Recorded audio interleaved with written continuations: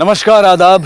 Crime petrol dial 100 में आप सबका स्वागत है। हम रोज सुबह उठकर अपने लिए एक बेहतर जीवन की कामना करते हैं। हर रोज हम यही कोशिश करते हैं, यही सोचते हैं कि हमारी जिंदगी और बेहतर कैसे बन सकती है, और जिसके लिए कभी कभी हम थोड़े स्वार्थी भी हो जाते हैं। लेकिन क्या हमारा स्वार्थ कभी किसी को जुर्म का शिकार बना सकता है?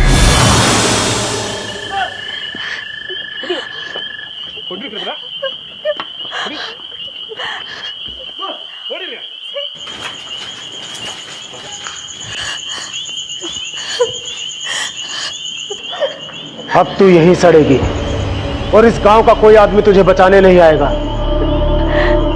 तूने परंपराओं को तोड़ा है, अब सजा भुगत अपने पापों की।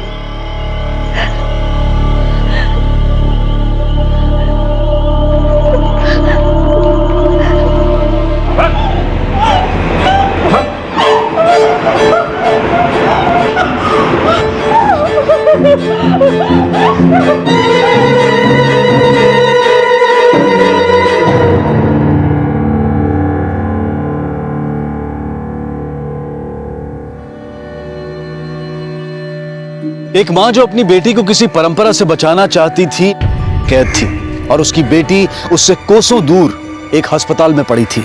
आखिर क्या थी ये परंपरा? परंपराओं का बोझ अक्सर हमारे समाज में सिर्फ औरतें ही उठाती दिखाई देती हैं। पुरुष प्रधान संस्कृति ने परंपराओं, रस्मों और रिवाजों का निर्माण शायद इसीलिए किया है ताकि वो औरतों को अपने नियंत्रण में रख सकें, उन्हें अपनी दासी बना सकें।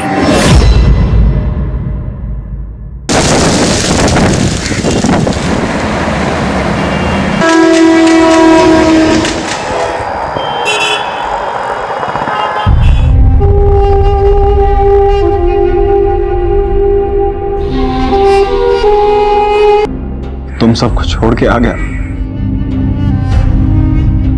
अम्मा, तेरे पे बहुत गुस्सा था मैं, पर अब नहीं। मेरा भाई पृथ्वी न जाने कैसा होगा, क्या कर रहा होगा, स्कूल जाता होगा कि नहीं जाता होगा।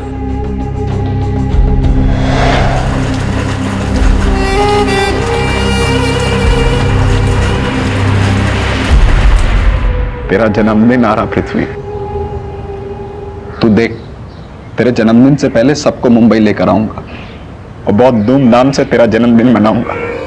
तू देख।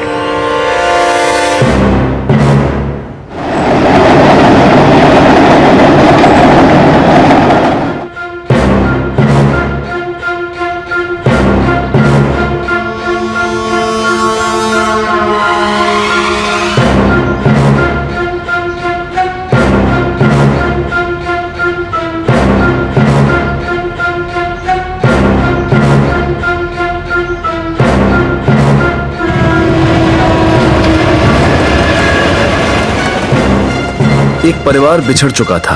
बड़ा भाई कृष्णा जो सबसे बेहतर हालत में था और अपने पूरे परिवार को मुंबई लाने के सपने देख रहा था, पर उसे पता भी नहीं था कि उसकी बहन किसी अस्पताल में थी और उसकी मां एक गुफा में।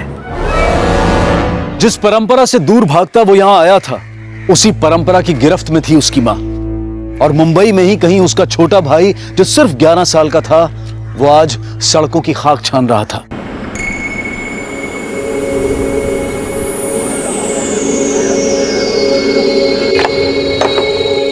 बराबर भाव लगा ना अन्ना, खाली बोतल का 50 पैसा ना। तू जाना रे, रोज का किस किस करता है तेरा। अरे पर अन्ना, तेरे लिए नई नई चीज भी तो लाता है। तो कितना मगजमारी करेगा रोज रोज आके इधर पे, और ये इधर इधर क्या देखते रहता है। अरे वो छोड़ो ना अन्ना, बराबर भाव लगाओ ना। यार ले पकड़, पीछा छोड़ मेरा। अरे पर मैं इतना सारा बोतल लाया, रोज रोज मैं मेहनत करता हूँ तेरे लिए, और अभी तू ही मेरे को भाव नहीं दे रहा।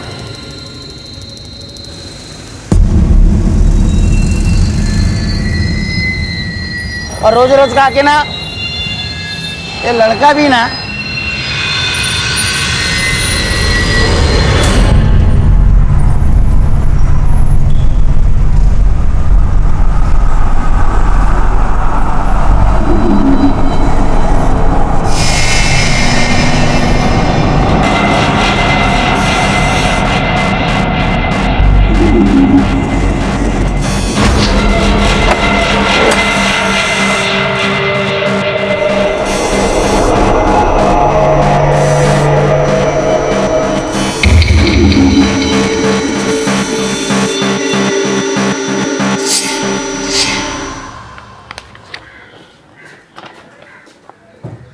जब मैं ऑफिस के दौरे पे गया था तभी अम्मा का फोन आया था क्या?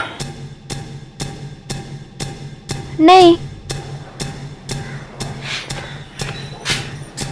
नहीं आया था। ये नंबर देख, इस पे 4 मिनट किसने बात की? तेरे बूथ ने? वो क्यों छुपाया मुझसे? बोल। तेरे को पता ना कि अम्मा का मेरे सिवा कोई नहीं, तब भी तू चुप रही। बोल अम्मा ने क्या कहा? हाँ, बीमार है वो, पैसे चाहिए उसको। बता ना, तुलसी के बारे में कुछ बताया? बोल। पृथ्वी के बारे में कुछ बताया क्या? क्या हुआ बच्ची को? वो लेकर गया। वो 11 साल का लड़का है, हमारी बच्ची को लेके चला गया।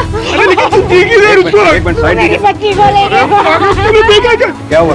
क्या बात? हमारी बच्ची को कोई लेकर गया सर। कुछ कीजिए सर, हम आपके हाथ जोड़ते सर। एक मिनट, शांत हो जाइए, आराम से बताइए, ठीक ठीक से बताइए क्या हुआ। कोई 10-11 साल का बच्चा था सर। हमारी बहुत छोटी बच्ची है सर, वो उसको ले गया सर। किसी ने उस लड़के को देखा है? कोई पहचानता है उसे? हाँ साहब, पहचानता हूँ उसको। तुम कौन? मैं कबाड़ी वाला साहब। वो 2-4 दिन से रोज मतलब डेली आता था छोटा मोटा सामान बेचने के लिए। उसको पहचानता तो नहीं हूँ, क्योंकि आता था सामान बेच के पैसा लेके चले आता था। अजय, इस आदमी की मदद से उस बच्चे का स्केच बनवाओ, आसपास के थानों में सर्कुलेट करो। सर चलो हमारे साथ। क्या बोली? 2 महीना पहले फोन आया था अम्मा का। बता क्या बताया था अम्मा ने? बोल। बता दो। हेलो। हेलो। हाँ माँ, हम लोगों की बहुत बुरी हालत है। अब हम लोग गांव में नहीं रह सकते। कृष्णा एकदम ठीक बोलता था कि हम लोग को गांव छोड़ देना चाहिए। पन तू बोलना कृष्णा को कि हम लोग जल्दी मुंबई आ रहे हैं। पृथ्वी तो मुंबई जाने के नाम से खुश है। तो कैसी औरत है, इतनी बड़ी बात छुपाया? भूल गई। भूल गई? इतनी बड़ी बात भूल गई? सच बोलना। तू चाहती नहीं कि वो लोग इधर आए, पर वो लोग आएंगे इधर। मैं लेकर आऊंगा। न जाने कैसे होंगे अम्मा, तुलसी और पृथ्वी।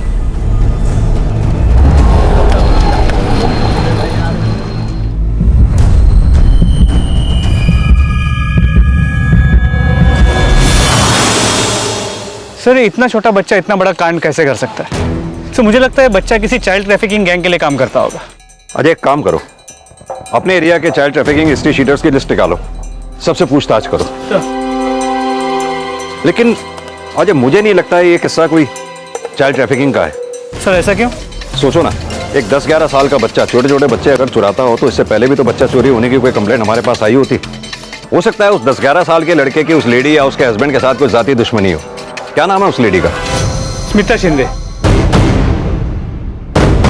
ये स्मिता शिंदे के अड़ोस पड़ोस में अच्छी तरह से पूछताछ करो, हो सकता है इस केस से जुड़ी कोई लीड मिले। सर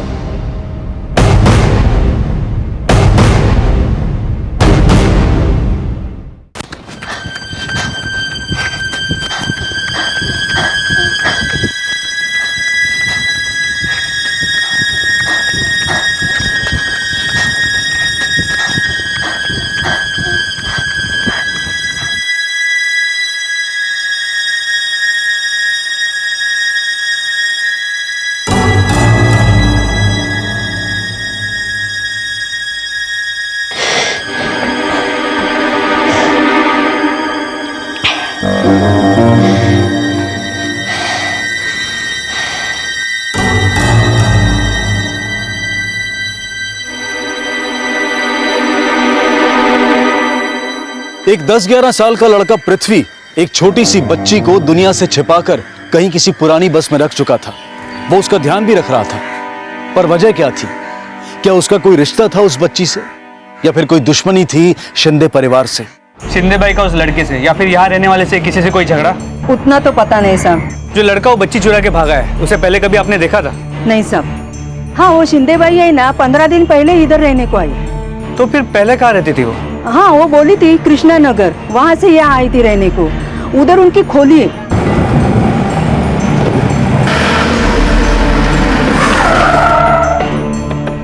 वो साहब पहचानती इसको, इधर ही रहती थी ये।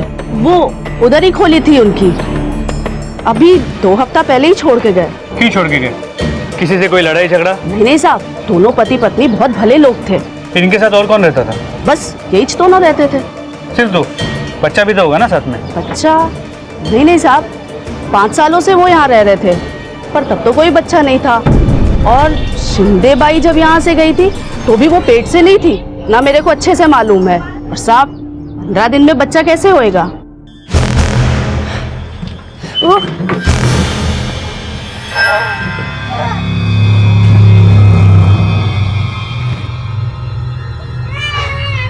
अरे क्या हुआ? सर आपका शक सही हो सकता है कि ये केस चाइल्ड ट्रैफिकिंग का ना हो और ये शिंदे फैमिली, उनकी बच्ची और इस बच्चे के बीच कोई ना कोई कनेक्शन हो सकता है। लेकिन हो सकता है अजय कि शिंदे परिवार ने इस बच्ची को गोद लिया हो। सर पॉसिबल तो है, लेकिन अगर ऐसा होता तो शिंदे फैमिली इस बारे में हमें बताती या फिर उनके आस पड़ोस के लोगों ने हमें बताया होता। लेकिन ये तो हो सकता है कि ये बच्ची शिंदे परिवार के पास किसी और तरीके से पहुंची है और उसी बच्ची को एक 10-11 साल का लड़का चुरा के भागता है। वो लड़का जो शिंदे परिवार के एरिया में पिछले 2-4 दिनों से उस एरिया के कबाड़ी वाले के पास आ रहा था। सर हो सकता है कि इस लड़के का उस कबाड़ी वाले के पास जाने का मकसद ही इस फैमिली पे नजर रखना हो ना हो, इस लड़के का इस बच्ची के साथ कोई ना कोई कनेक्शन जरूर है जो शिंदे परिवार या तो जानता है और जानबूझकर हमें नहीं बता रहा, या फिर शिंदे परिवार को कुछ पता ही नहीं है। सबसे बड़ा सवाल, ये 10-11 साल का लड़का इस बच्ची को लेकर भागा क्यों और अब तक कहां छिपा कर रखा है इसने इस बच्ची को?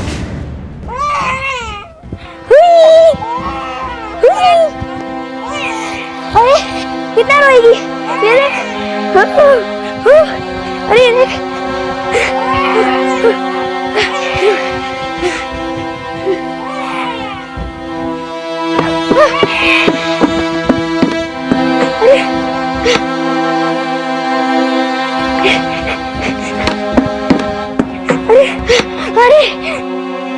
एक छोटी बच्ची की चोरी से शुरू हुआ यह केस उलझता ही जा रहा था। शिंदे परिवार ने पुलिस को यह नहीं बताया था कि वो बच्ची उनकी नहीं थी। आखिर वो बच्ची शिंदे परिवार के पास कैसे पहुंची? क्यों पृथ्वी उस औरत पर नजर रखे हुए था और वो बच्ची को लेकर क्यों भागा? क्या किसी बात का बदला लेना था या फिर कहानी कुछ और ही थी? इधर पुलिस पृथ्वी को ढूंढ रही थी और उधर उसका बड़ा भाई अपने गांव पहुंच गया था अपने परिवार को मुंबई ले जाने के लिए।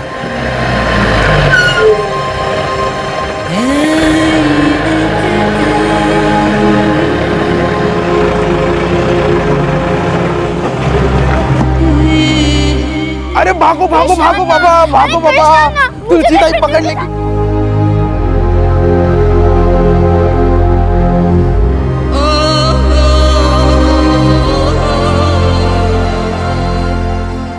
अरे कृष्णा, तुलसी, अरे तुम लोग गिर जाओगे बाबा, पृथ्वी को भी गिराओगे। अरे दो मुझे पृथ्वी को दो।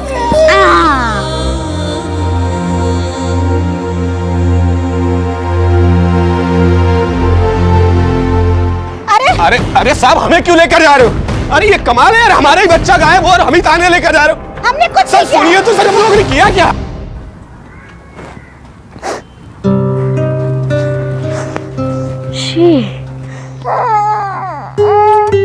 फिर से शीशी कर दी तूने। अब कौन साफ करेगा ये? कितनी गंदी है तू। अरे ले, और बुरा लगा। सारी और ले। मैं साफ करूंगा। रुक।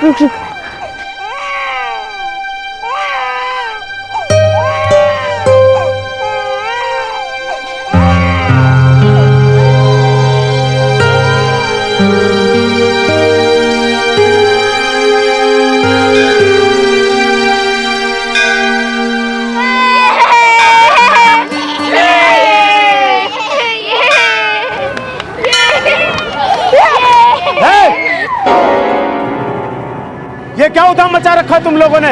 अब तुम बच्चियां नहीं रह गई हो, बड़ी हो गई हो और कुछ दिनों बाद तुम्हारी देवा के साथ शादी हो जाएगी। अब तुम्हें दिन रात देवा की ही सेवा करनी है। अब भगवान की दासी बनकर रहोगी तुम सब। और कृष्णा, तुम भी इनके साथ बच्चों की तरह हरकतें कर रहे हो। चलो इन्हें लेकर जाओ, चल।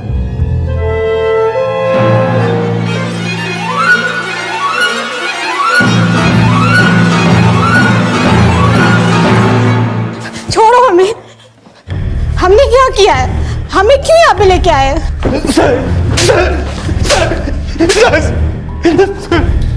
जो लड़का तेरी बच्ची को लेकर भागा उससे क्या दुश्मनी थी तुम्हारी? मैं तो उस बच्ची को जानती भी नहीं हूँ। जो बच्ची चोरी हुई वो तेरी बच्ची थी या गोद ली थी? या फिर किसी के बच्चे को चुराया? बोलो जल्दी। हम तेरे परेल वाले घर भी गए थे। पड़ोसियों से पता चला कि तेरे पिछले 5 साल से कोई औलाद नहीं थी, और जब तुम लोगों ने घर छोड़ा तो तेरी बीवी प्रेग्नेंट भी नहीं थी। तो फिर वो बच्ची किसकी है? परेल का घर छोड़ के यहाँ आने तक ये बच्ची कहाँ से आई? बच्ची चोरी की थी, इसीलिए तूने परेल वाला घर छोड़ा ताकि अड़ोस पड़ोस में या किसी को भी पता ना चले। कहां से चुराया था उस बच्ची को? नहीं सर, ब्रिज के नीचे एक भिखारन मिली थी सर, उसी ने वो बच्ची दी थी हमें। सर हम लोगों की शादी को 5 साल हो गए थे। रिश्तेदार और पड़ोसी ताला दिया करते थे कि हम लोग को बच्चा नहीं हो रहा। फिर एक दिन वो भिखारन मिली तो उसके पास बच्ची देखी, सोचा कि उससे ले लूं और उसने मुझे दे दिया सर। और फिर हमने वो घर छोड़ दिया, बच्ची को लेकर नए घर में आ गए ताकि किसी को पता ना चले। हम लोगों ने कोई बच्ची नहीं चुराई सर, कोई बच्ची नहीं चुराई। सर शिंदे परिवार ने एक भिखारन से उस बच्ची को खरीदा था क्योंकि उन्हें 5 साल से बच्चा नहीं हो रहा था। और वो 10-11 साल का लड़का जिसने उस बच्ची को चुराया था, उसे शिंदे परिवार पहचानता ही नहीं है। सर इस लड़के ने सिर्फ इसी बच्ची को क्यों चुराया? क्या ये हो सकता है कि इस लड़के और इस बच्ची के बीच कोई रिश्ता हो? यही पता करने के लिए हमें इस बच्ची को जल्द से जल्द ढूंढना होगा, और हमारे पास सिर्फ एक ही क्लू है, वो भिखारन। उस भिखारन का स्केच बनवाओ। उस भिखारन के साथ साथ इस लड़के का भी सर्च जारी रखो, खास तौर से आसपास का वो एरिया जहां से ये बच्ची गायब हुई थी। सीसीटीवी फुटेज चेक करो, हो सकता है इन दोनों में से किसी की भी एक मूवमेंट सीसीटीवी में कैप्चर हुई हो। सर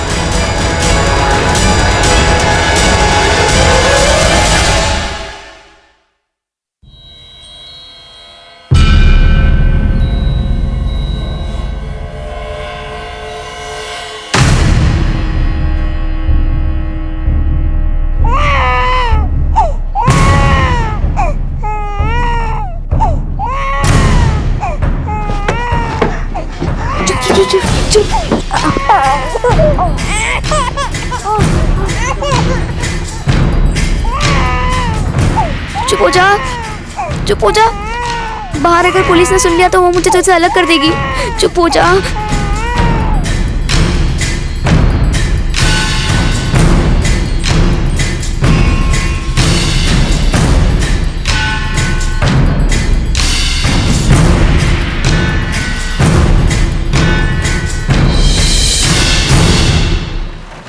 किसे ढूंढ रहे हो?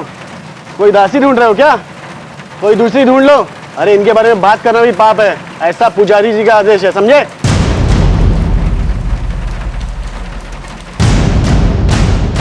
नहीं, मैं भिक्षा नहीं मांगूंगी। हे रानी, समझा अपनी बेटी को, इस गांव की यही परंपरा है। दासी की बेटी दासी, भिक्षा नहीं मांगेगी तो रानी बनेगी? मैं समझाएगी ना तुलसी को। मेरी बहन भिक्षा नहीं मांगेगी।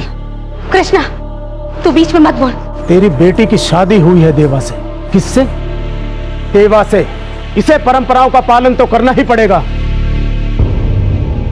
पूरे गांव पर प्रकोप होगा देवा का, और तेरे पुरखे तुझे स्वर्ग से श्राप देंगे, इतना याद रख। श्राप? माफ कर दीजिए पंडित जी, मैं समझाएगी ना कृष्णा और तुलसी को।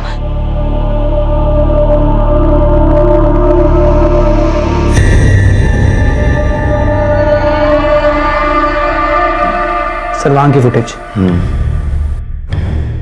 एक मिनट, पीछे लेना जरा, जूम करो उसको। ये बात तो कंफर्म है, ये लड़का ही इस बच्ची को लेकर भागा। कहाँ गया ये नहीं पता। सर इसके बाद ये लड़का बोरीवली स्टेशन के पास देखा गया। सर ये देखिए, बोरीवली स्टेशन के पास की सीसीटीवी फुटेज, वहां इन दोनों को आखिरी बार देखा गया। इसके बाद ये लड़का कहाँ गया उसकी फुटेज नहीं है हमारे पास। यानी कि चांसेस हैं ये लड़का बोरीवली स्टेशन के आसपास ही किसी एरिया में कहीं होगा। अजय, जल्द से जल्द इस लड़के को ढूंढो, उस नन्ही सी बच्ची की जान को खतरा हो सकता है। मुझे मालूम है तुझे भूख लगी है, पर यहाँ तो कुछ भी नहीं है तुझे खिलाने को।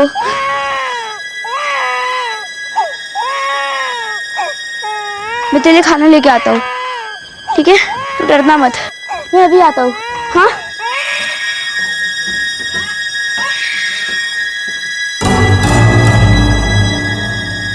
पुलिस वालों ने देख लिया तो पहचान लेंगे।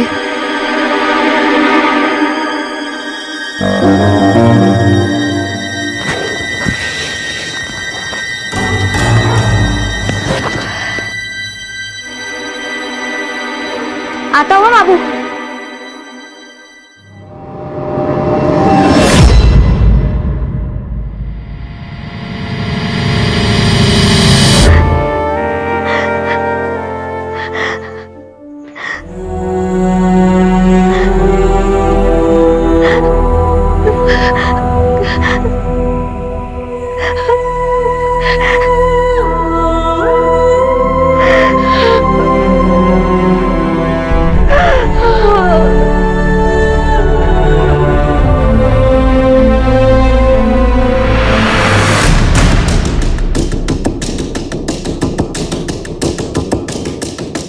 सर, कुछ भिखारन का कुछ पता नहीं चल रहा। अजय, अपने कबरियों को अलर्ट करो।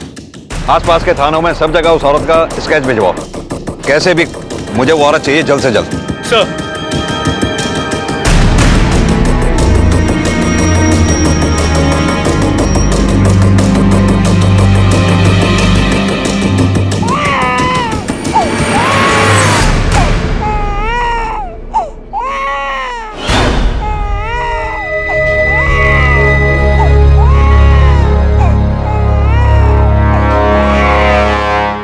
हाँ चंदू बोल, कहाँ पे?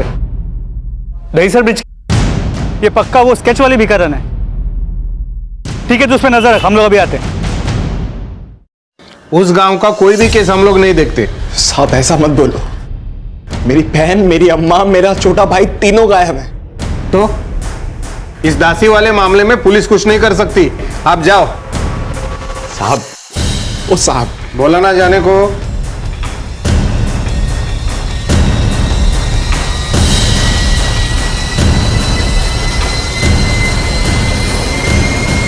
हेलो, रानी का बेटा आया है गांव में। अम्मा ताई और अपने भाई को ढूंढने पुलिस स्टेशन में अभी कंप्लेन लिखा के गई।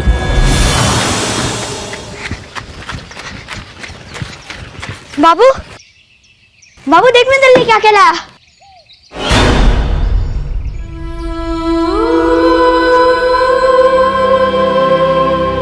चल बता। मैं बताते, मैं बच्चा चोरी नहीं की, एक लड़का था, इतना बड़ा। ये लड़का था वो?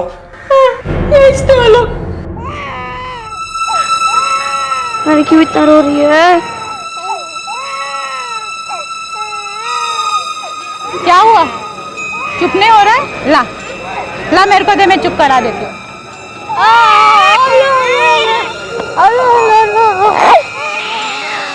प्यास लगी है? जा उधर बोतल रखी, पानी पी ले।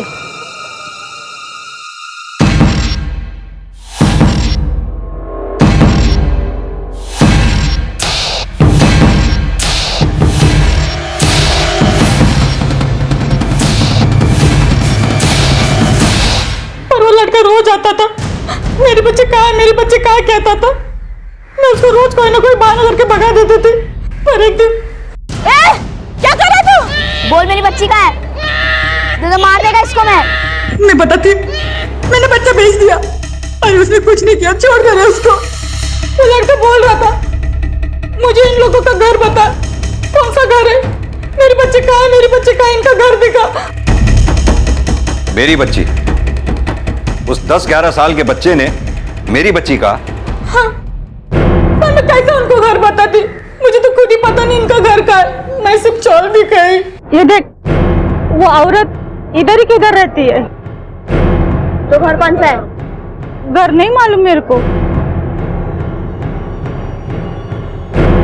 सर, ये लड़का इस बच्ची को संभाल रहा था। बच्ची चुप नहीं हो रही थी, इसलिए उसने भिखारन की मदद ली। भिखारन ने मौका पाते ही बच्ची को चुरा लिया और शिंदे परिवार को बेच दिया। लड़के ने हार नहीं मानी, भिखारन को ढूंढ निकाला और उससे शिंदे परिवार का एड्रेस निकाल लिया। फिर ये लड़का उसी एरिया में घूमता रहा और मौका मिलते ही उसने शिंदे परिवार से बच्ची को चुरा लिया। सर, आपका पॉइंट स्पॉट ऑन था। ये चाइल्ड ट्रैफिकिंग का मामला नहीं है, वरना ये लड़का इस बच्ची के लिए इतना बड़ा रिस्क क्यों लेता? और इस भिखारन के मुताबिक इस लड़के ने इस बच्ची को मेरी बच्ची कहा था और इस बच्ची की खातिर इस लड़के ने अपने हाथ में चाकू भी उठा लिया और इस बच्ची को चुरा भी लिया। सर, ये लड़का इतनी छोटी सी बच्ची को संभालेगा कैसे और कब तक? सर, इस बच्ची की जान खतरे में हो सकती है। इसीलिए हमें इन दोनों को जल्द से जल्द ढूंढना होगा। अजय, इस लड़के के परिवार में भी तो कोई ना कोई होगा। क्या इसके परिवार वालों को पता होगा ये लड़का इस वक्त कहाँ है, किस हाल में है? अन्ना, अन्ना,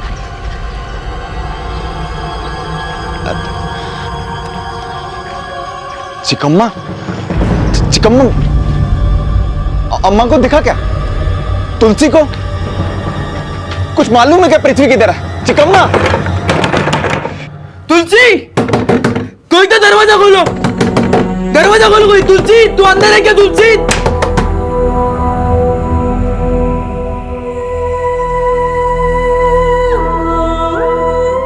तुलसी,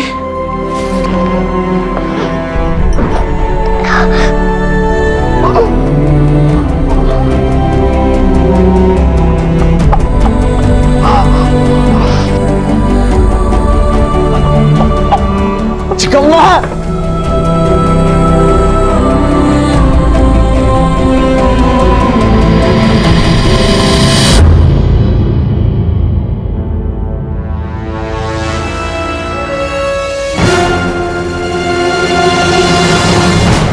सर सर, ये ऑटो वाला मिला है, ये मीरा रोड का है और ये इस बच्चे को पहचानता है। हाँ साहब, मैंने छोड़ा था इस बच्चे को और मेरा रोड से उठाया था। और साहब इसके साथ में एक लड़की और एक बच्ची थी। साहब 2 महीने हो गए, लेकिन मेरे को अच्छे से याद है मेरे को।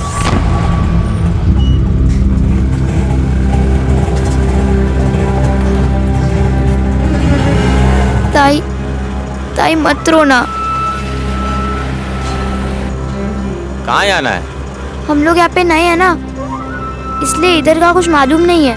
आप एक काम करो, बस स्टॉप लेके चलो। यहाँ किससे मिलने आए थे? अन्ना से, मतलब मेरे बड़े भाई से, पर भाभी भगा दिया हम लोग को घर से।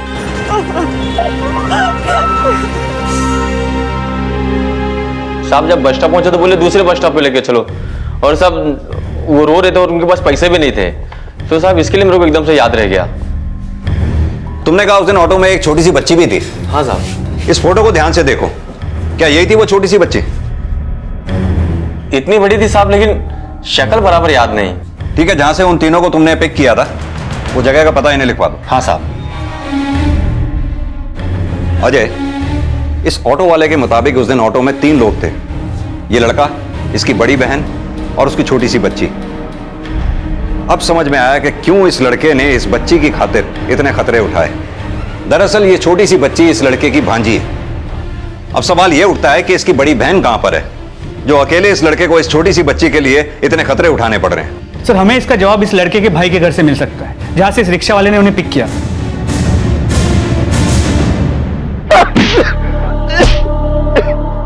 कोई भी इसकी मदद नहीं करेगा, और जो भी इसकी मदद करेगा उसका भी वही हाल होगा जो पिछले 2 महीने से इसकी मां का है।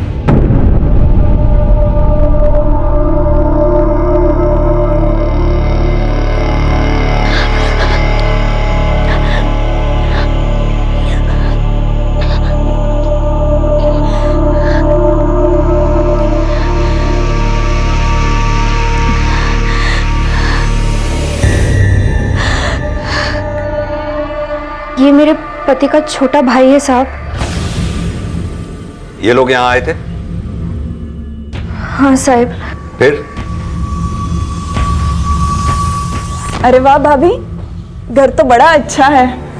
अच्छा है, पर ये मत सोच लेना कि तुम लोगों को मैं यहाँ रखूंगी। पर अन्ना ने अम्मा से बात तो की थी। झूठ मूठ में बोला होगा। यहाँ अगर किसी को पता चला कि तुम दासी हो तो हमको भी रहने नहीं देंगे यहाँ पर भाभी, अन्ना ने ही हमें यहाँ बुलाया है। उन्होंने मुझे बोला था अगर तुम यहाँ आए तो बता देना कि यहाँ नहीं रह सकते। चलो अब निकलो बाहर।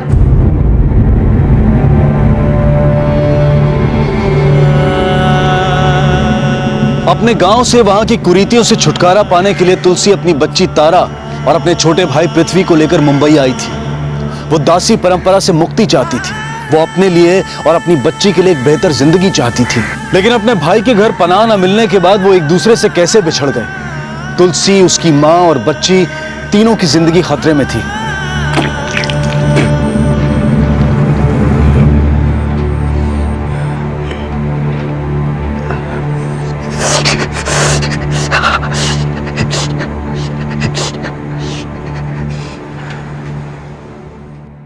तुलसी के पीछे क्यों भागा था? बोल। अम्मा तू छोड़ दे मुझे। चल। कैसी अम्मा है तू? अपने आंखों के सामने अपनी बेटी पर ऐसा अन्याय कैसे देख लिया? अब मैं यहाँ नहीं रहूंगा। कृष्णा! गलती हो गई अम्मा, छोड़ के नहीं आना चाहिए था तुम लोगों को, साथ लेके आना चाहिए था।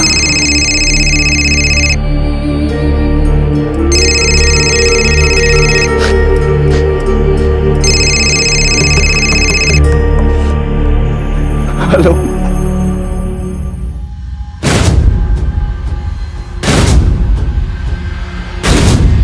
क्या?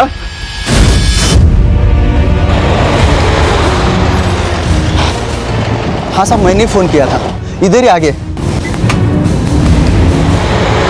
आखिरकार पुलिस को पता चल गया कि वो बच्चा कहां रहता था।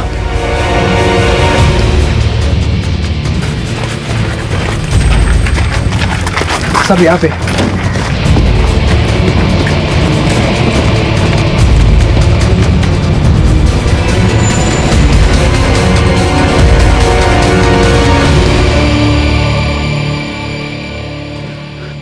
साहब, ये तो माधव है। वो लड़का, एक बच्चे, एक औरत इसी के साथ यहीं रहते थे। कैसी औरत है तू? मेरी बहन की गोद में छोटी बच्ची थी, एक 11 साल का छोटा भाई था मेरा, तूने घर से बाहर निकाल दिया उन्हें।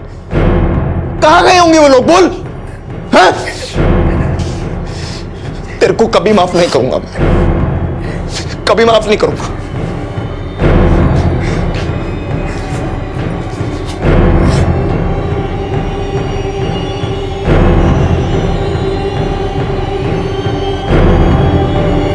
सर,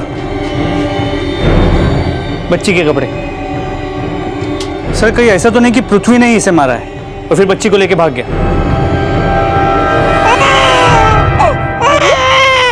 अरे तुझे क्या हो गया? क्या हो गया तुझे? क्यों इतना रो रही है? चुप हो जा। अरे तुझे तो बुखार है। तुझे बुखार कैसे हो गया? बुखार? तुझे बुखार? अब मैं क्या करूं? मैं नहीं जानता ये आदमी कौन है। तुम्हें चोट कैसे लगी? वो सर गांव गया था, वहीं पर ही। सर ये आदमी कौन है? इसी आदमी के साथ तुम्हारी बहन तुलसी और उसकी छोटी सी बच्ची और तुम्हारे छोटे भाई पृथ्वी को देखा गया। और मेरी अम्मा? अम्मा? अम्मा नहीं थी इनके साथ? नहीं, हमारी इंफॉर्मेशन के मुताबिक इस आदमी के साथ केवल 3 लोग थे जो अब लापता हैं और उन्हें हम ढूंढ रहे हैं। मेरी अम्मा कहां गई?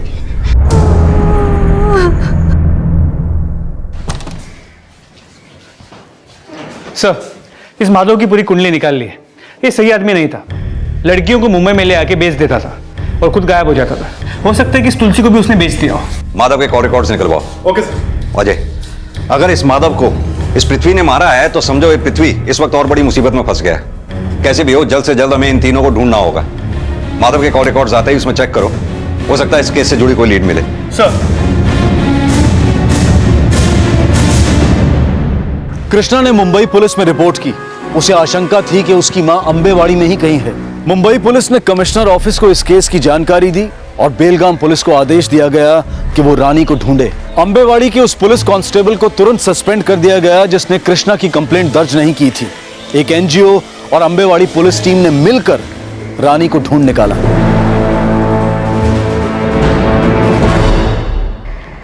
जिंदगी नरक हो गई थी साहब।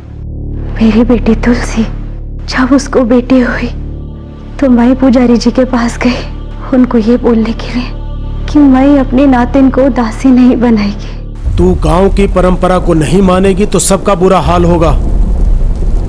कान खोलकर सुन लो तुम सब लोग। दासी की बेटी दासी, यही नियम है और यही धर्म। फिर मैंने अपने बड़े बेटे कृष्णा को मुंबई में फोन किया। कृष्णा से बात तो नहीं हुई पर मन में एक आस थी, कृष्णा हम सबके लिए कुछ तो करेगा। फिर मैं, तुलसी और पृथ्वी, हम लोग सब सामान लेकर रात को भागे भी।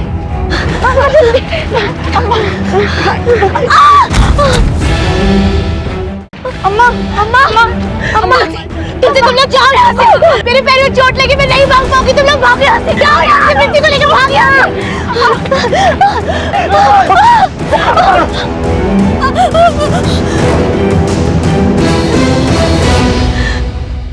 पता नहीं साहब मेरे बच्चे कहाँ है। सर, ये माधव के कॉल रिकॉर्ड्स के मुताबिक ये माधव इस नंबर के साथ रेगुलर टच में था। ये नंबर किसी सतीश के नाम पे रजिस्टर्ड है। सर, ये ऑर्गन डोनेशन रैकेट के चक्कर में अंदर जा चुका है, लेकिन सबूत ना मिलने की वजह से रिहा हो गया। इसका काम गरीब औरतों को फंसा के उनके ऑर्गन चुराना है। उठा के लाओ इस सतीश को। देख सतीश, साफ साफ बता क्या किया तूने तुलसी के साथ। अगर आज तू सच नहीं बोला ना तो तेरा एक एक ऑर्गन निकाल कर तुझे ही दूंगा बेचने के लिए। माधव ने मिलाया था साहब मुझे तुलसी से, जिसको हमने पनवेल वाले बंगले पे छोड़ दिया जहां से हम ऑर्गन का धंधा करते हैं साहब। पनवेल पुलिस को इन्फॉर्म करो, जो जगह ये बता रहा है वहां रेड करने को बोलो उन्हें।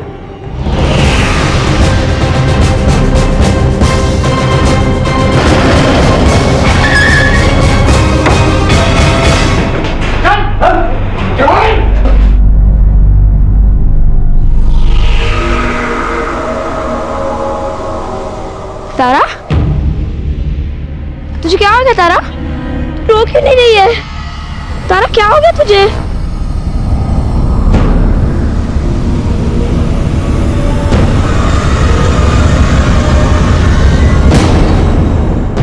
मेरे बच्चे तारा और पृथ्वी कहाँ है? पुलिस तलाश कर रही है। तुलसी एक बात बताओ, तुम लोग जब कृष्णा के घर से निकले तो पृथ्वी और तुम अलग कैसे हो गए? भाभी ने हमको घर से निकाल दिया था। जैसे तैसे 2 दिन हम फुटपाथ पे निकाले, फिर मैं काम करने लगी।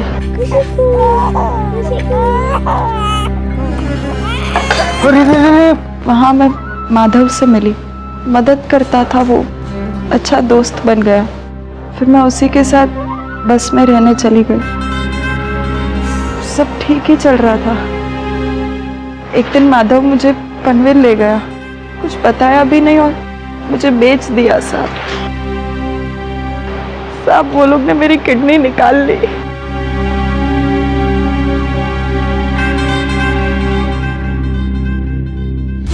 तारा मिल जाएगी ना साहब? पृथ्वी ठीक है ना? वो लोग कहाँ है साहब? तू रोएगी तो मैं डांटेगा नहीं। मेरी बच्ची रो नहीं रही है, देखो ना मेरी बच्ची रो नहीं रही है, प्लीज मेरी मदद करो।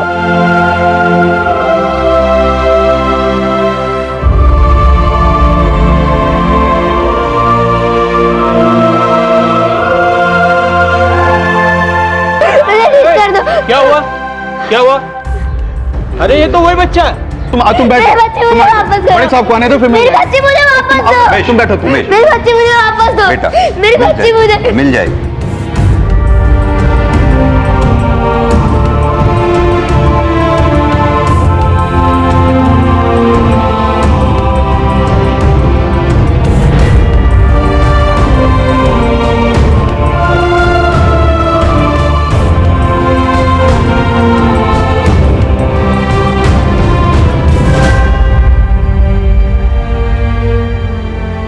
बेटा, बच्ची के साथ तुम जिस बस में रहते थे वो जगह हमने देखी।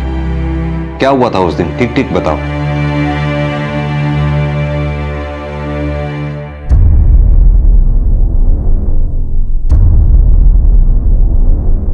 मैं उसके लिए खाना लेने गया, वापस आया तो बाबू देखते रहे क्या क्या लाया मैं।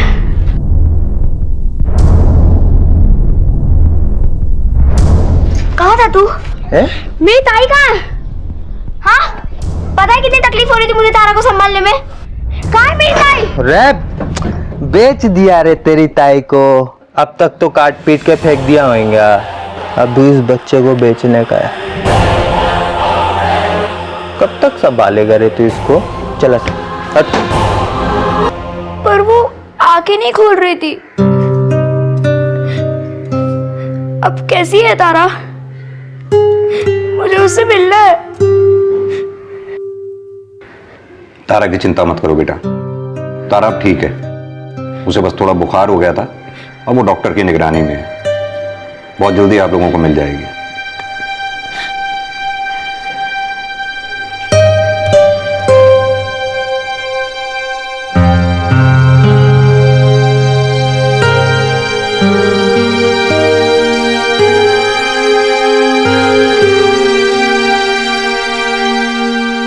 पृथ्वी नाबालिग था, उसका केस जुवेनाइल कोर्ट में जारी है, लेकिन जिस परिस्थिति में उससे जुर्म हुआ उसे देखते हुए ऐसा लगता है कि अदालत शायद उसके साथ नरमी का रुख अपनाए। लेकिन पृथ्वी को इस परिस्थिति में पहुंचाया किसने? उसकी भाभी के स्वार्थ ने।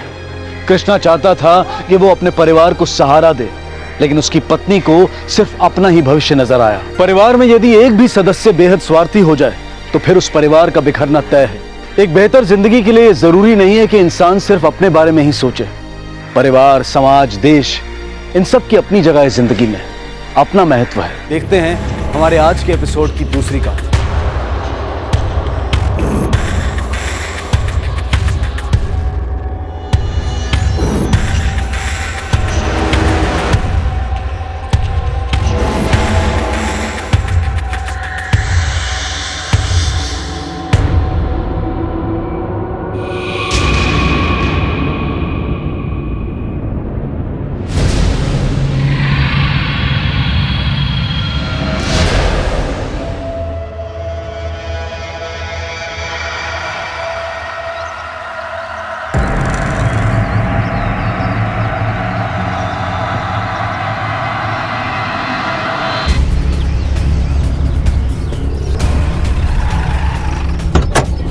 साहब वो देखो साहब। खोलो उसको।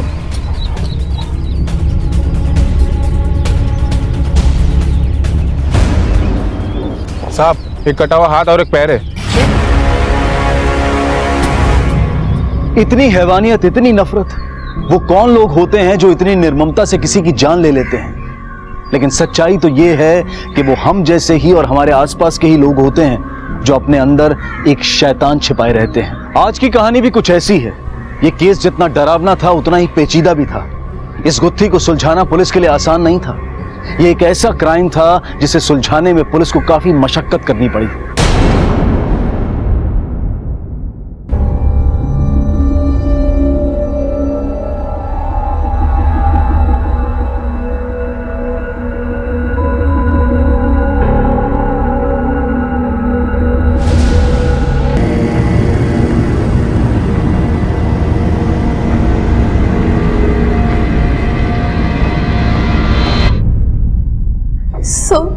हमारी अम्मा आभा देवी ने हमारा जबरदस्ती अबॉर्शन करा और उनकी सहेली ज्योति सिन्हा ने भी उनका साथ दिया। कनक का अबॉर्शन करवाना ही पड़ेगा। अपनी इज्जत बचाने का और कोई चारा मुझे नजर नहीं आ रहा। तुम हमारा साथ दोगी ना? बिल्कुल साथ दूंगी। मैं तुम्हारी सहेली हूं ना। ज्योति एक तुम ही हो जो हमें समझती हो, वरना तुम तो अच्छी तरह से जानती हो कि हम दोनों के घरों में क्या चल रहा है। अम्मा आप ऐसे कैसे कर सकती है? अम्मा प्लीज मेरे बच्चे को मत मारिए। अम्मा वरना मैं मर जाऊंगी। अम्मा डॉक्टर मुझे ये बच्चा चाहिए। अम्मा अम्मा अम्मा ऐसे मत कीजिए। अम्मा डॉक्टर नहीं, डॉक्टर नहीं। अम्मा हम एक लड़के से प्यार करते हैं। हमारी शादी भी तय हो गई थी, पर अम्मा ने अचानक से शादी तोड़ दी और हमारे होने वाले बच्चे को। ये अबॉर्शन किया किस डॉक्टर ने? डॉक्टर टीके से। देखिए, जबरदस्ती अबॉर्शन करना या करवाना कानूनी अपराध है और जिसने भी ये जबरदस्ती तुम्हारे साथ की है सबको सजा मिलेगी। मिश्रा सर, आभा देवी और डॉक्टर सिंह दोनों को पुलिस स्टेशन लेकर। ठीक है सर। गोपालगंज की रहने वाली आभा और ज्योति, जिन्होंने अपने बलबूते पर अपना पापड़ और अचार का व्यवसाय शुरू किया। आभा और ज्योति एक दूसरे की पार्टनर भी थीं और दोस्त भी। दोनों ने अपनी एक पहचान बनाई थी और अपने व्यवसाय के जरिए वो अपने परिवार की मदद भी करना चाहती थीं। सब कुछ ठीक चल रहा था, तो फिर अचानक ऐसा क्या हुआ कि आभा की अपनी बेटी ने उस पर एक संगीन आरोप लगाया। क्या काम है आपको आभा से? उनकी बेटी ने उनके खिलाफ शिकायत लिखवाई है। जी? बुलाइए उन्हें। वो जिन दुकान पर पापड़ अचार देती है वहाँ गई है पैसे लेने, ज्योति भाभी के साथ। नंबर है उनका? हाँ है। दीजिए।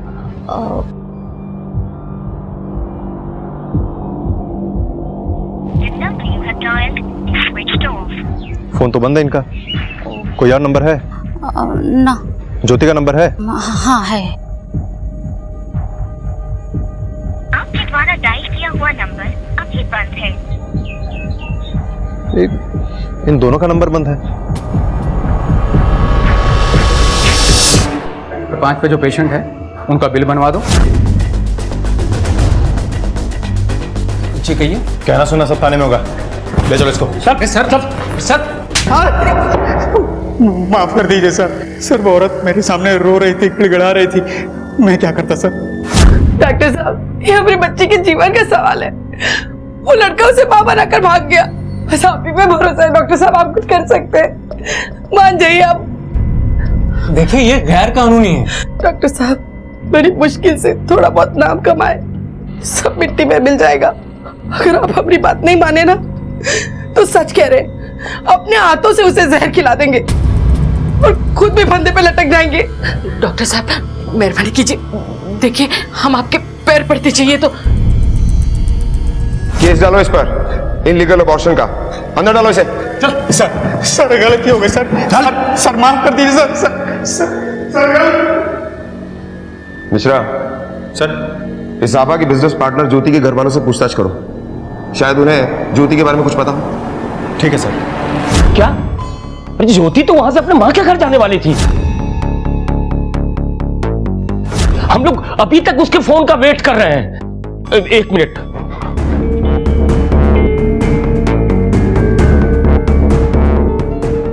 अभी भी उसका फोन नहीं लग रहा है।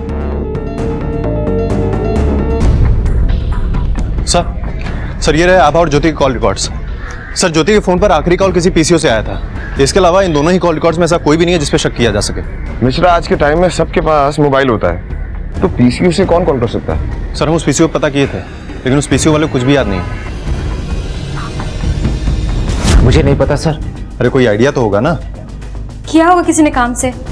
वैसे भी उनके जीवन में काम से बढ़कर कुछ नहीं है। समझ में नहीं आ रहा है क्या बोले क्या सोचे। देखिए, ये भी हो सकता है कि आभा को पता चल गया हो कि इसने उसकी कंप्लेंट की है।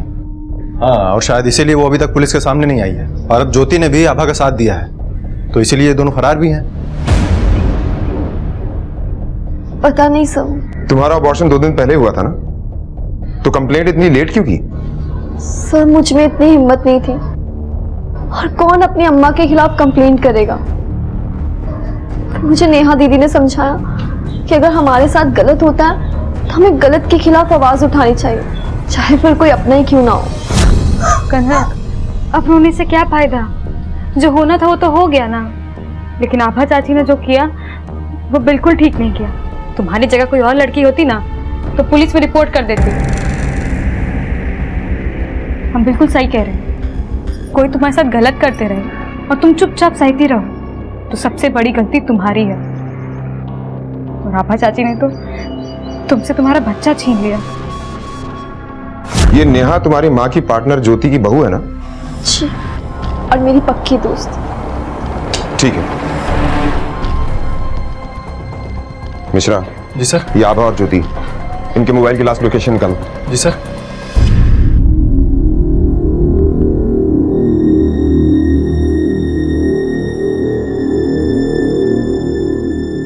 ये अच्छा है, बहुत सुंदर है। पर ई ज्यादा अच्छा लगेगा तुम पर। कैसे लग रहे हैं हम? बहुत प्यारी लग रही हो। देख लेना, जब दुल्हन बनकर आओगी ना तो तुम्हारे ऊपर से किसी की नजर नहीं हटेगी। और जब अगली बार आओगी तो तुम्हारे हाथों में हमारे लिए एक नन्हा सा नाती होगा। कहाँ माँ, कुछ भी। हाँ,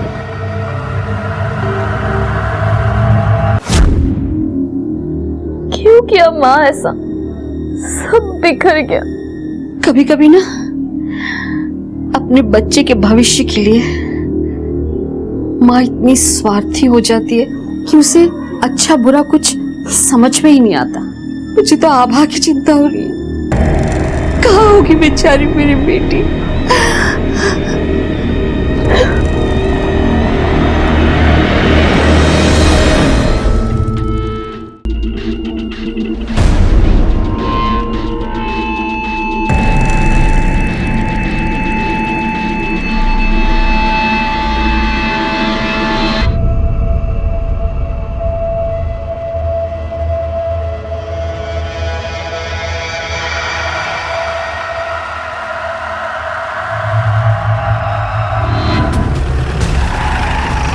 सर मैंने आपको फोन किया था। सर ये देखिए। खोलो से।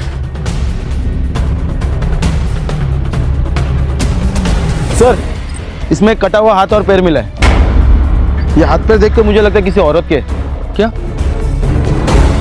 आसपास देखो, कुछ मिलता है क्या? Okay sir. आसपास के सारे पुलिस स्टेशन में पता करो, किसी औरत की कोई मिसिंग रिपोर्ट है क्या? Okay sir.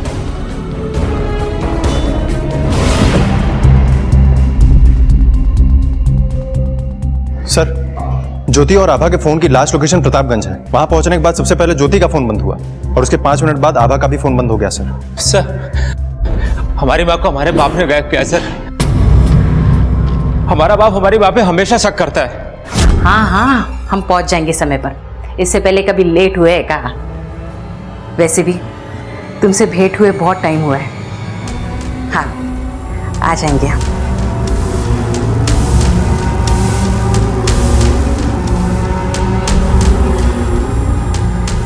सर हमारी माँ बिजनेस करती है, बिजनेस के सिलसिले में लोगों से मिलना पड़ता है, बात करनी पड़ती है।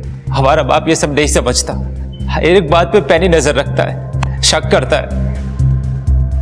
माँ के जाने से विकास का दिमाग खराब हो गया, पागल हो गया वो।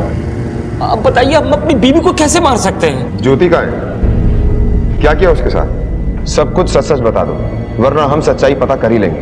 अरे सर हमको क्या पता, भाग गई होगी अपने यार के साथ। यार? कौन यार? जानते तुम उसे? वही उस रमन के साथ। उनको शक था कि उसका रमन के साथ कुछ चक्कर चल रहा था। काम के नाम पर घर के बाहर रंगरेलियां मना रही थी वो। लोग पीठ पीछे हमारी बुराई करते थे, मजाक उड़ाते थे, पर उसको कोई फर्क नहीं पड़ता है। और इसीलिए तुमने उसे गायब कर दिया। अच्छा ये बताओ, कल दोपहर से लेकर शाम तक कहां थे तुम? सर हमारे दांत में बहुत दर्द था, हम डेंटिस्ट के पास गए थे। अब चाहो तो फोन करके उससे पूछ सकते हो। क्या नाम बताया था तुमने उस आदमी का? वो रमन। नंबर है उसका? हाँ।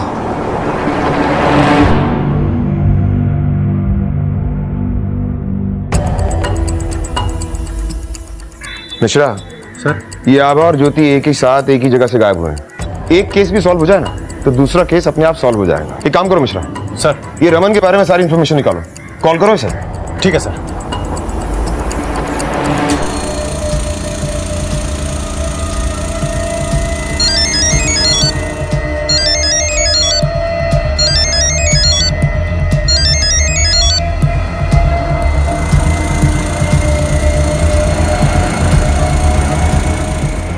सर, ये रमन फोन ही नहीं उठा रहा है। बार बार ट्राई करते रहो मिश्रा, और जब तक ये फोन नहीं उठाता ना तुम उस डेंटिस्ट से जाकर पूछताछ करो जहां पर कल सुरेश होने की बात कर रहा था। ठीक है सर। जी हाँ, वो कल यहीं थे। उनके दांतों में बहुत प्रॉब्लम हो गई थी, बहुत खराब हो गए थे, पेन भी था। कल शाम तक वो यहीं थे। Thank you doctor.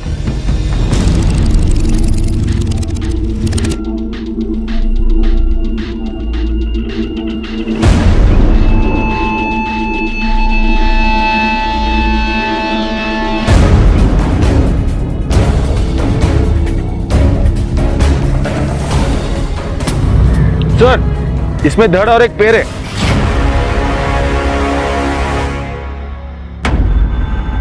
अब तक 3 जगह हमें किसी औरत के बॉडी पार्ट्स मिल चुके हैं।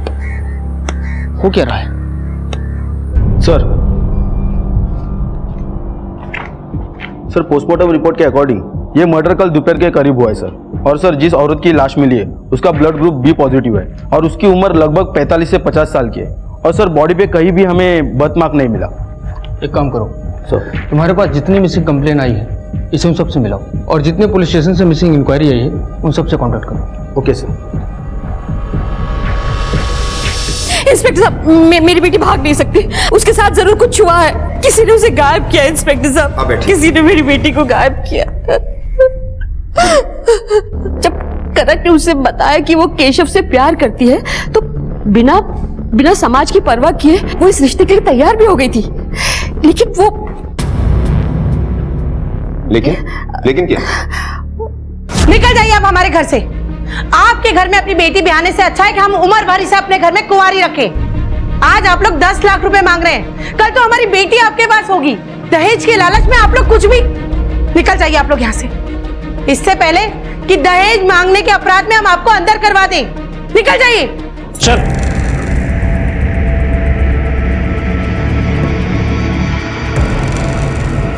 आभा दहेज देने के लिए तैयार नहीं थी इंस्पेक्टर साहब, और केशव और उसके घर वालों की नजर उसके पैसे, उसके व्यापार पे थी, इसीलिए आभा ने ये रिश्ता तोड़ा। लेकिन उसे क्या पता था।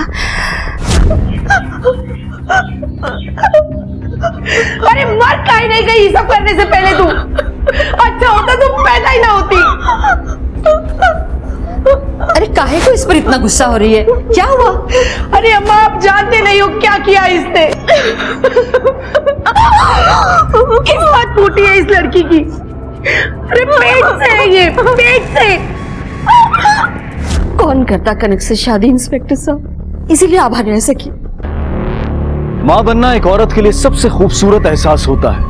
बच्चा एक औरत की जिंदगी में ना सिर्फ खुशियां लेकर आता है बल्कि एक नई उम्मीद भी लेकर आता है।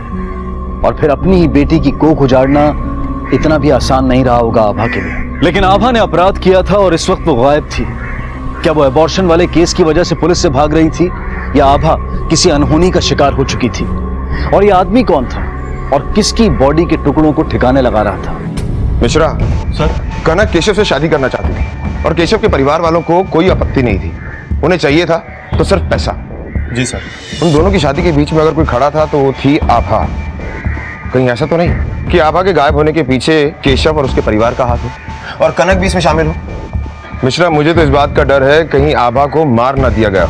सर ऐसा हो भी सकता है क्योंकि आभा के रास्ते से हट जाने के बाद कनक और केशव की शादी के बीच में कोई रोड़ा ही नहीं बचेगा और आभा की जायदाद कनक के नाम पर है जो कि शादी के बाद केशव की भी हो जाएगी। मिश्रा सर, पता करते हैं जब आभा गायब हुई तब ये केशव और उसका परिवार था कहाँ? ठीक है सर।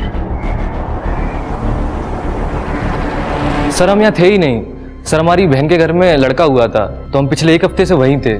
सर ये रही मेरी आने जाने की टिकट्स।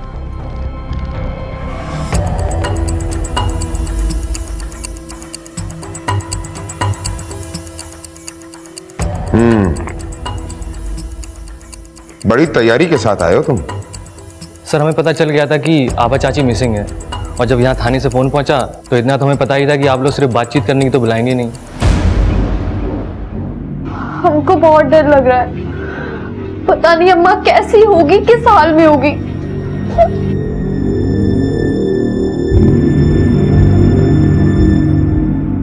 ये विकास, ये सुन, तुमको क्या लगता है एक पति अपनी बीवी को मारेगा? बोल। ये आप क्या बोल रहे हैं? ये हम नहीं बोल रहे हैं बहू, ये तुम्हारा पति महोदय थाना में बोल के आया है कि ज्योति को हम मारे हैं। अरे बोलना रे, बोलना। तो बताइए कहाँ गई हमारी माँ, बताइए ना। आप ही शक करते थे ना हमारी माँ के ऊपर, करते थे ना। हम ही अकेले करते थे, सब शक करते थे। तुम्हारी पत्नी, अरे हो सकता है तुम ही उसको गायब की हो या मार डाले हो। अरे गधा सुन, अरे पता नहीं इन दिनों को क्या हो गया, हम देख कर आते हैं। सर हमने केशव के बारे में इंक्वायरी किया है, उसकी बड़ी बहन को बेबी हुआ है। ये रहे उसके फंक्शन की रिकॉर्डिंग। पिछले हफ्ते पूरा फैमिली वहीं पर था सर।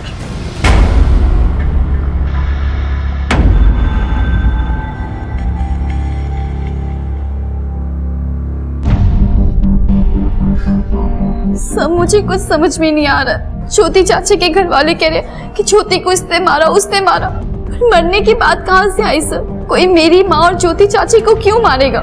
सर मैंने कंप्लेंट कराई थी इसलिए कि माँ दबाव में आके मेरी और केशव की शादी करा देगी और फिर मैं कंप्लेंट वापस ले लूंगी।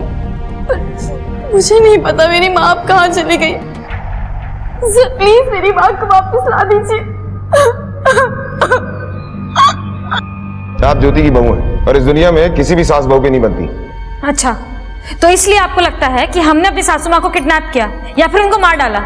हमारी हालत देखिए सर, आपको ऐसा लग भी कैसे सकता है कि हम ये सब कर सकते हैं? वैसे भी विकास जी और पापा जी में बिल्कुल भी नहीं पड़ती।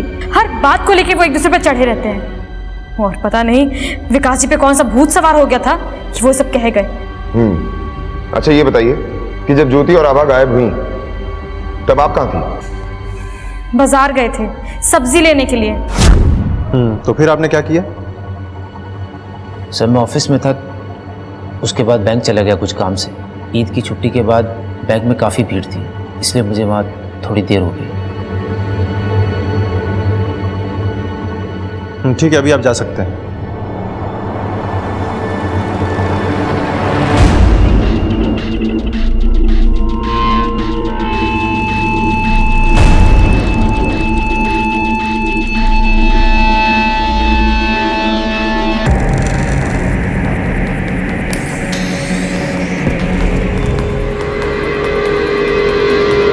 सर हम मार्केट में पता किए थे, नेहा सच में मार्केट में थी और विकास बैंक में।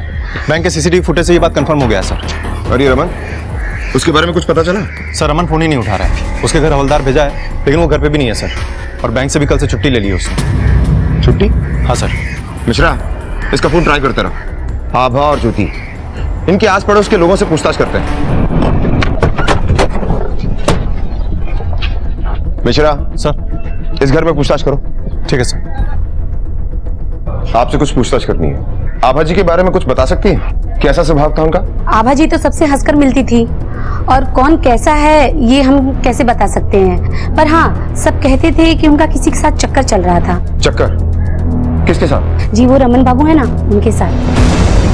रमन बाबू? अब क्या बताए दरोगा साहब, ज्योति और रमन का किस्सा तो यहाँ हर घर में चलता है। तुम दोनों के साथ रहा ना तो ये अचार पापड़ बनाना मैं भी सीख जाऊंगा। ऐसा साथ किस काम का जिसमें कोई सीखना मिले? सही बात है। तो ठीक है मैडम जी, नौकरी छोड़ दूं क्या? अरे छोड़ दो, आज ही ज्वाइन कर लो। हाँ यही काम करूंगा, अचार पापड़ है। कोई भले घर की औरत ऐसा कर सकती है का? और ऊपर से दोनों के जवान बच्चे, और ऐसे में छी। सर, रमन ज्योति और आभा दोनों को एक साथ घुमा रहा था और लोगों को लगता है कि इसका इन दोनों के साथ अफेयर था। मिश्रा सर, इस रमन के बारे में कुछ पता चला? सर उसका phone switch on switch off हो रहा है, इसीलिए एग्जैक्ट लोकेशन पता नहीं लग पा रही है।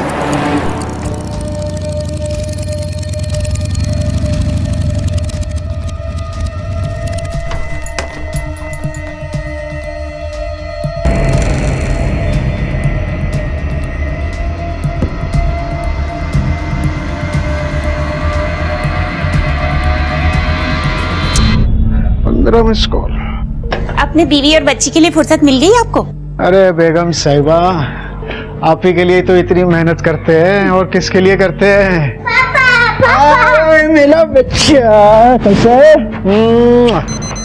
यार पापा का फिर फोन आ गया। ओफो, आप घर आए नहीं कि आपके फोन आना शुरू? अरे यार ये फिर किसी कस्टमर केयर से ही होगा। रुको। अरे भैया देखो, हमको कुछ नहीं चाहिए। जी सर, जैसे ही आप लोगों का फोन आया मैं सीधे यहाँ आ गया। अच्छा हुआ तुम आ गए, अगर नहीं आते तो हम उठा कर ले आते तुम्हें। अच्छा ये बताओ कि आभा और ज्योति को कहाँ रखा है? सर सच में मुझे कुछ नहीं पता। हाँ मैं आभा ज्योति को जानता हूँ, वो सिर्फ इसलिए क्योंकि उन लोगों को लोन चाहिए था, और वो पड़ोस में रहते हैं तो थोड़ी दोस्ती हो गई बस। अच्छा ये बताओ कि आभा और ज्योति जब गायब हुए तुम कहाँ थे? मैं बैंक में था सारे टाइम। पुलिस को बेवकूफ समझते हो क्या? जिस बैंक में तुम काम करते हो ना, वहां सब पता किया है। मिश्रा बैठो बैठो बैठो। अब ये बताओ कि उस दिन 4 घंटों के लिए तुम बैंक से कहां गए थे? सर मैं क्लाइंट से मिलने गया था। अरे आप बिल्कुल भी टेंशन मत लीजिए, आपका लोन तो यूं ही पास हो जाएगा। क्या बात है? पर बाकी अपने को याद है ना? समझिए आपको 10% मिल गए। मैं दोपहर तक उसके साथ था, फिर उसके बाद फिर मैं बैंक वापस आ गया। तो फिर झूठ क्यों बोला? अगर बैंक वालों को पता चला कि मैं क्लाइंट से लोन अप्रूव कराने का कमीशन लेता हूँ तो मेरी नौकरी चली जाएगी सर। अब तो तेरे बैंक वालों को पता चलना ही चाहिए कि तू बैंक के अलावा और कहां ओवर टाइम करता है। सर ये कुछ बॉडी पार्ट्स मिले, इस बार इन बॉडी पार्ट्स के साथ एक कपड़ा भी मिला है। ऐसा लगता है इस कपड़े से पहले खून साफ किया गया था। ये तो किसी पार्टी का पोस्टर लगता है, नाम लिखा है विनोद। सर हम रमन के क्लाइंट से बात भी किए और उसके ऑफिस का सीसीटीवी फुटेज भी चेक किए हैं, रमन वहीं पर था।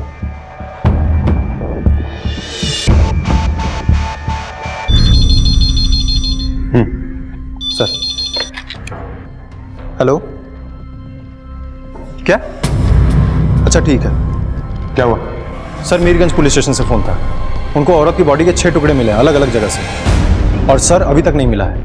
और सर खास बात यह है कि उन टुकड़ों के साथ विनोद यादव की पार्टी का बैनर मिला है, जो कि हमारे एरिया का नेता है। औरत के शरीर के टुकड़े?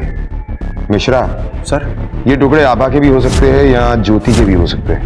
एक काम करो, आभा ज्योति दोनों के बच्चों के ब्लड सैंपल लो और डीएनए टेस्ट के लिए भेजो। ठीक है सर।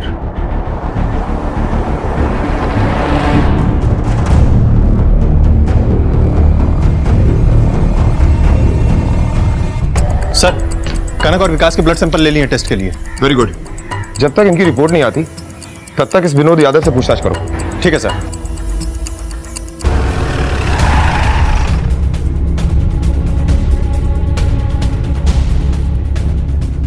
सुनो जी साहब। अरे नंदू, अभी तक तुम मार्केट नहीं गए, गाड़ी ही चमकाने में लगे हो। जाओ मार्केट जाओ पहले। हाँ हाँ हाँ मालकिन जाओ ना।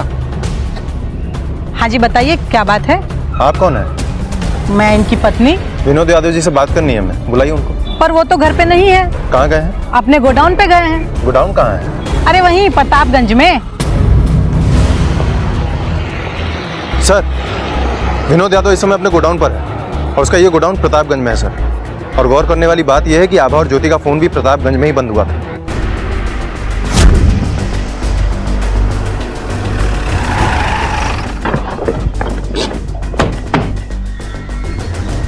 शटर खोलो।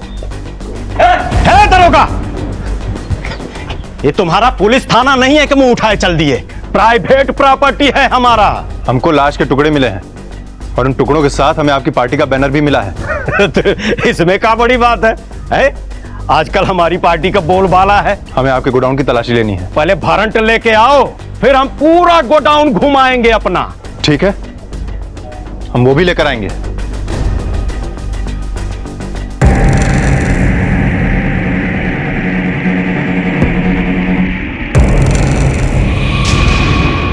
ये खून कहां से आया? अरे कुत्ता उत्ता का होगा, हमको क्या पता। वो हम पता लगा लेंगे।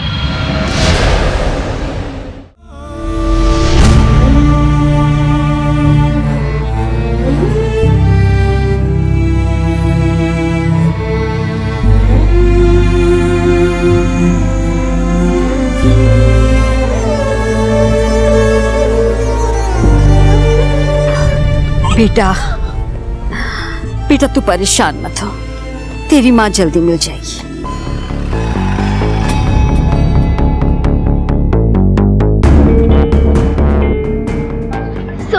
अम्मा का कुछ पता चला? डीएनए रिपोर्ट आ चुकी है। देखिए जो बॉडी पार्ट्स मिले हैं वो आपकी माँ आभा के हैं।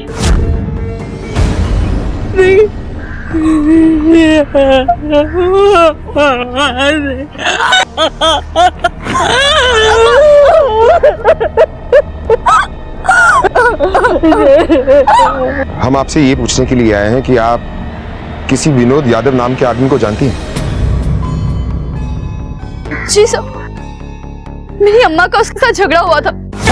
बेकार का समय नहीं है हमारे पास तुमसे बात करने का। चलो निकलो यहाँ से, चलो जाओ। बात करने आई भी नहीं है। वो जमीन हमारी है जिसमें तुम कब्जा जमाए बैठे हो। अरे इसकी जबान तो देखो, पहले तो पति को खा गई और अब वो बैंक वाले के साथ रंगरलिया मना रही है। हम काहे करेंगे किसी की जमीन पे कब्जा? वो जमीन हमारी है। इतना घमंड अच्छा नहीं है अपनी ताकत पर। हाँ है हमको ताकत पे घमंड इतना। क्या करेगी तू? हाँ, थूकते हैं तुम्हारी इस ताकत पे। देखना चाहते हो तो लो तू।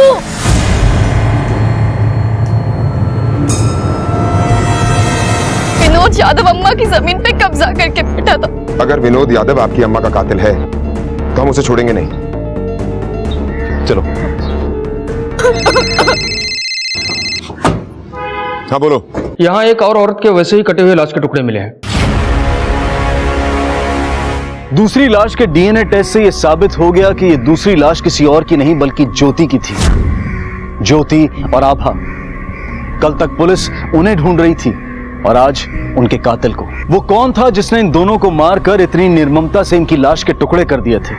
इन दोनों को इस तरह से मारने का मकसद किसके पास हो सकता था? क्या ये केस सुलझने वाला था या अभी और परतें खुलनी बाकी थी? सर, ये रहे विनोद के कॉल रिकॉर्ड्स। सर, आभा और ज्योति से तो इसकी कोई बात नहीं हुई थी, लेकिन जिस दिन आभा और ज्योति गायब हुई उसके अगले दिन सुबह 6 बजे गोडाउन के गार्ड ने इसको फोन किया था। सुबह 6 बजे? Yes sir.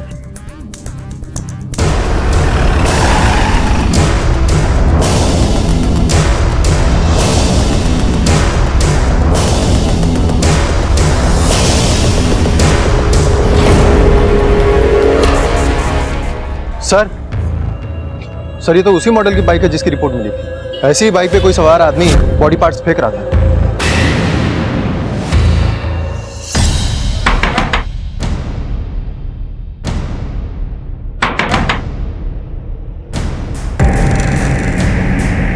अरे भाग रहा भी भाग। रुक।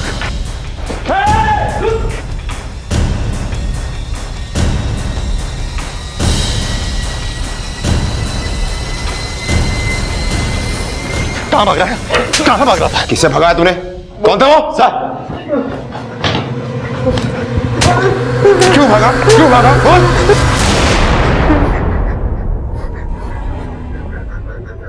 ये बदबू कहां से आ रही है?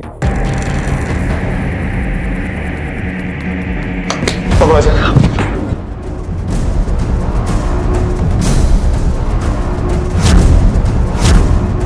सर लग रहा है बदबू इधर से ही आ रही है। चेक करो मिश्रा। सर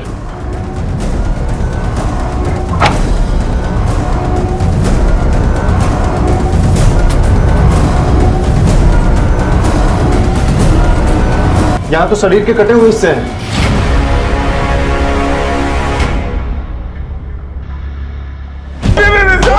कुछ नहीं पता जब तक नहीं बोलेगा तब तक तोड़ूंगा तुझे। हमको कुछ नहीं पता साहब, हम तो सुबह सुबह आके गोडाउन खोले।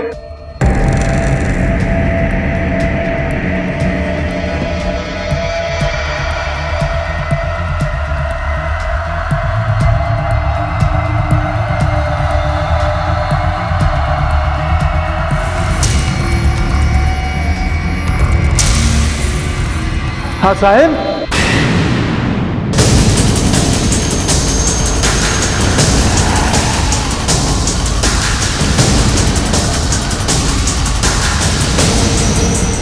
सुबह सुबह 6 बजे हमारे गार्ड का फोन आया। हम भागते हुए वहां आए, देखे तो आभा और ज्योति का लाश पड़ा हुआ था।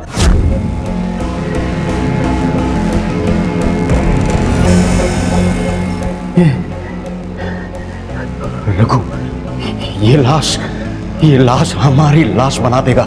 किसी भी कीमत पे इसे ठिकाने लगाना होगा। देखो रघु, समझो, हमारी बात समझो, नहीं तो हम सब लाश बन जाएंगे। इसे काटो, पीटो, गड्ढे में डाल, तो जो करना है करो, लेकिन इसे ठिकाने लगाओ रघु। हम घबरा गए, इसीलिए हमने लाश के टुकड़े टुकड़े करवा के अपने गार्ड के बेटे के हाथ से फेंकवा दिए। जब आप पहली बार हमारे गोडाउन पे आए तो अंदर गार्ड साफ कर रहा था, खून पड़ा हुआ था, तो हम इसीलिए हमने आपको अंदर नहीं आने दिया। सर आभा और ज्योति की पोस्टमार्टम रिपोर्ट आ गई है। इस रिपोर्ट के मुताबिक इन दोनों को मारने से पहले नींद की गोलियां दी गई थी। आभा को गला दबाकर मारा गया है और ज्योति की मौत सिर पे चोट लगने की वजह से हुई है। दोपहर में करीब 3 बजे सर। उस वक्त गोडाउन का गार्ड अपने घर पे ही था सर। वो वैसे भी सुबह खाली एक चक्कर गोडाउन का मार के दिन भर अपने घर के बाहर बैठ के पत्ते खेलता रहता है। उसके आस पड़ोस में भी पूछताछ की हमने। और सर विनोद यादव उस वक्त एक पार्टी में गया था, वहाँ के बाकी गेस्ट से भी पूछताछ की हमने सर। ये रही उस पार्टी की तस्वीरें, ये देखिए। मिश्रा, हो सकता है ये विनोद यादव सच बोल रहा हो। सर दबंग आदमी है, अपने किसी आदमी के जरिए भी तो आभा और ज्योति को मरवा सकता है। ये भी हो सकता है। मिश्रा काम करते हैं सर, इस केस को फिर से खंगालते हैं। ठीक है सर। गोपालगंज बड़ा चौक, यहाँ है आभा और ज्योति की फैक्ट्री। और आभा और ज्योति की लास्ट लोकेशन तकरीबन 12:30 बजे यहाँ से 1 किलोमीटर दूर प्रतापगंज में, जहाँ विनोद का गोडाउन। 1 से 3 बजे के बीच दोनों को मार दिया गया और अगले दिन आभा के बॉडी पार्ट्स मिले। गोपालगंज और ललितपुर के बीच ज्योति को पीसीओ से कॉल आया था। हाँ सर, और हम इस पीसीओ पे पूछताछ भी कर चुके हैं। मिश्रा सर, एक काम करो, एक बार वापस जाकर पूछताछ करो और इस बार शिनाख्त के लिए तस्वीरें साथ में लेकर जाना। ठीक है सर।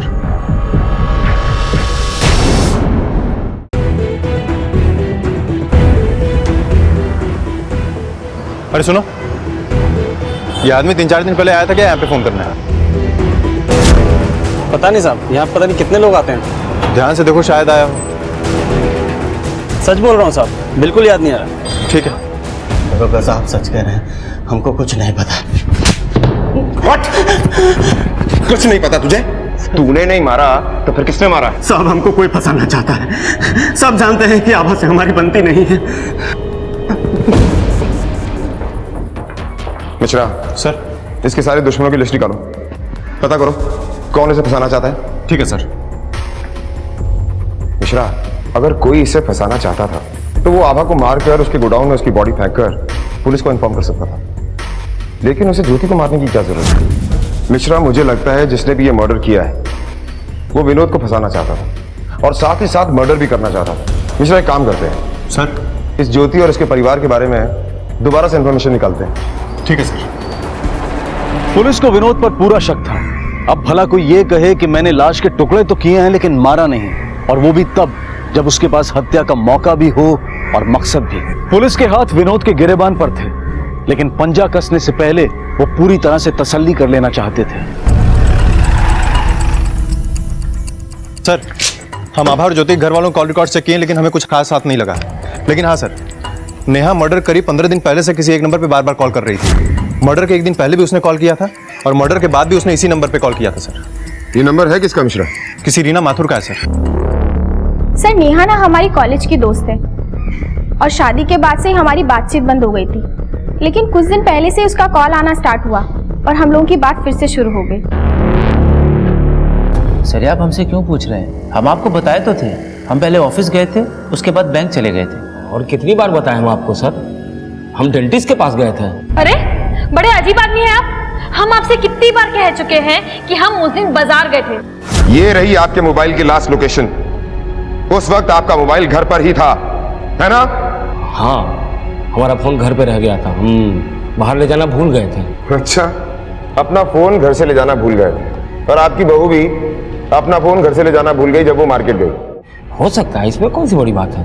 बड़ी बात यह है कि आपका मोबाइल आपकी ऑफिस में था और आप बैंक में। हाँ सर, वो मेरा फोन बैंक में रह गया था। एक ही समय, एक ही दिन, एक पूरा परिवार ऐसी गलती कैसे कर सकता है? आपके पिता और आपकी बीवी का कहना है कि उनका मोबाइल भी घर पर रह गया था और आपका मोबाइल भी ऑफिस में रह गया था। मतलब सब लोग अपने मोबाइल से दूर थे। हाँ, तो इससे कुछ साबित नहीं होता है। एक के बाद एक जब परतें खोलेगी ना मैडम, तो सब कुछ साबित होगा। अच्छा, अब ये बताइए कि रीना आपकी दोस्त है ना? जिस दिन आपकी सास का खून हुआ उस दिन आप रीना से मिलने के लिए गई थी, क्यों? हाँ, वो हम बताते हैं। उस दिन आप उससे उसकी गाड़ी मांगने गई थी। कितने दिन हो गए ना मिले हुए? बहुत दिन हो गए। कॉलेज में मिलना होता था यार। और तू कैसी है? मैं ठीक हूँ, ले चाय पी। कितने महीने का है ये? इसे 7 महीने हो गए। अरे वाह।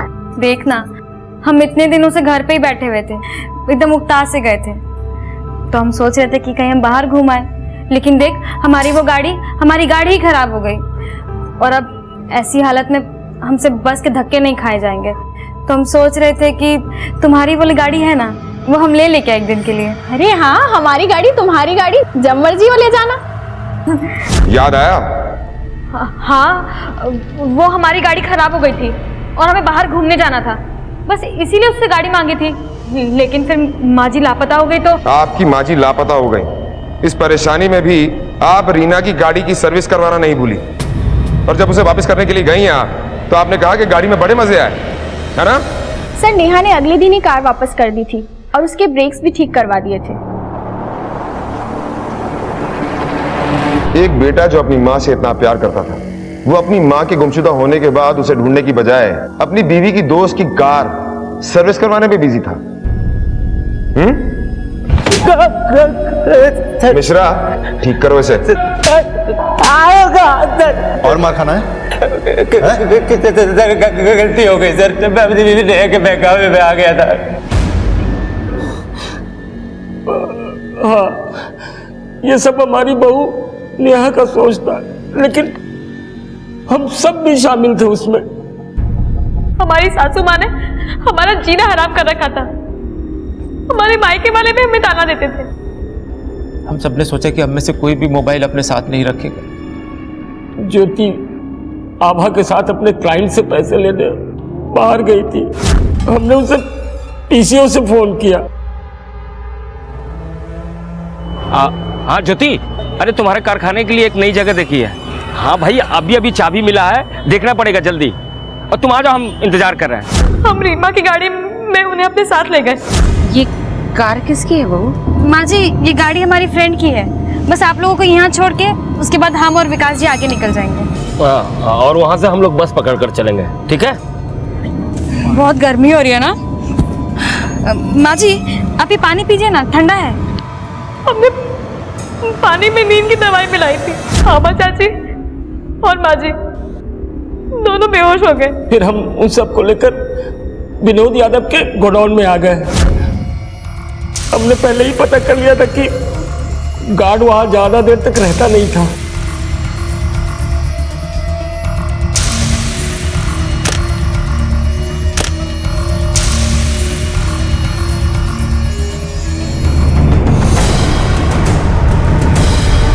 ये क्या कर रहे हो तुम लोग? ये बाबा पकड़ो।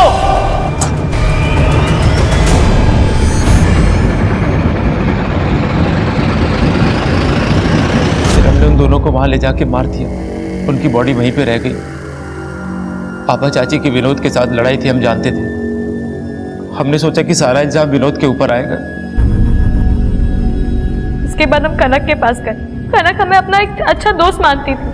हमने कनक को कहा कि वो पुलिस के पास जाए ताकि पुलिस आभा चाची की खोज जल्द से जल्द शुरू करे और वो विनोद पकड़ा जाए। लेकिन उससे पहले ही उसने लाश के टुकड़े करके उसे फेंक दिया था। तुम खुद एक माँ बनने वाली हो, फिर भी तुमने एक माँ के साथ इतना घिनौना काम किया क्यों?